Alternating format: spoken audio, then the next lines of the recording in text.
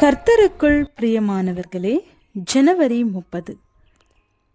இன்றைய பனித்துளிகளின் தலைப்பானது கொஞ்சத்தில் உண்மை. வசனம் மத்தேயு 25வது அதிகாரம் 21வது வசனம். கொஞ்சத்திலே உண்மையாயிருந்தாய், அநேகத்தின் மேல் உன்னை அதிகாரியாக வைப்பேன். பக்தனான T.L. மூடிக்கு முதலில் கொடுக்கப்பட்ட ஊழியம் ஞாயிறு பள்ளிக்கு சிறு பிள்ளைகளை அழைத்து கொண்டு வருவதுதான். சிறுவருக்கு பாடம் சொல்லித்தரும் சிறிய வேலையை மிகுந்த உத்திரவாதத்தோடு செய்தார். ஞாயிறு பள்ளி கூடத்திற்கு வர விரும்பாத சில குறும்பு பிள்ளைகள் ஓட ஆரம்பிக்கும். இவர் விரட்டி பிடிப்பார். சில பிள்ளைகள் எங்காவது போய் ஒளிந்து கொள்ளும். அவைகளை தேடி கண்டுபிடிக்க வேண்டும். நடக்க முடியாத பிள்ளைகளை இவர் தோளில் சுமந்து கொண்டு வருவார். மிகுந்த உண்மையோடும் உத்தரவாதத்தோடும் அவர் கடமையை பல மாதங்கள் செய்த பின்னரே அவருக்கு ஞாயிறு சிறுவர் பள்ளிக்கூடத்தில் கற்பிக்கும் பதவி கிடைத்தது. அதிலும் அவர் உண்மையுள்ளவராயிருந்தார்.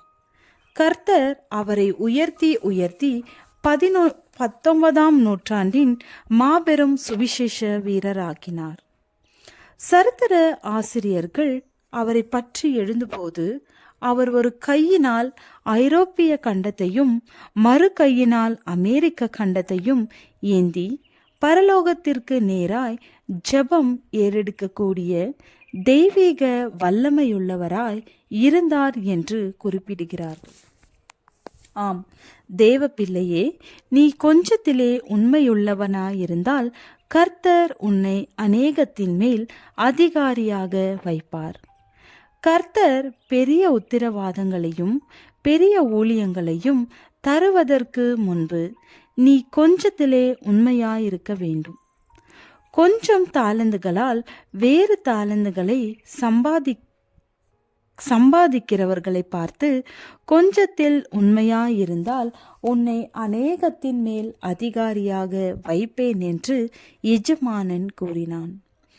தாவீது மேய்த்து வந்த ஆடுகள் கொஞ்சம்தான். ஆனால் ஆடுகளை கருத்தாக கவனித்து வந்தான்.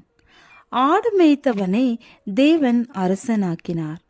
தேவன் நமக்கு கொடுத்திருக்கும் ஊழியத்தில் உண்மையுள்ளவர்களா இருக்கிறோமா?